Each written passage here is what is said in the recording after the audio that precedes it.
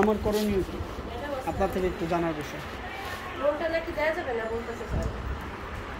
তুমি আমার ছাত্রছাত্রী বলতেছো তুমি বসো এক জায়গায়। ওই যে লেডার হয়ে যে প্রোফাইল আপডেট দিছিলাম না এটা বুঝছেন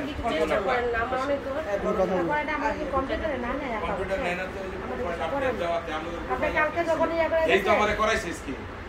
এটা আপনি তো করাইছিস না আপনি তো খারাপ না সদস্য আর ও যে দিবে না তাও তো না ও করছে ট্রাই করছে এটা নিচ্ছে না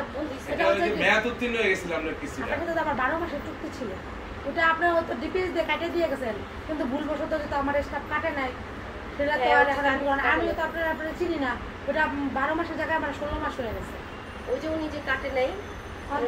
এটা মেয়াদ উত্তীর্ণ হয়ে যাওয়া এটা নিচ্ছে না আমি এটার জন্য ওয়েট করতেছি পুরো দুই এই আমার এখানে কিছু করার নাই কারণ আমার কাজ জবে দেন কি চিনেন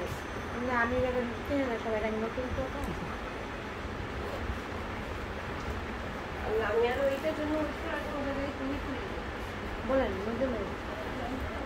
আমার সমাধানটা আজকে প্রয়োজন ছিল। আমার ই নাই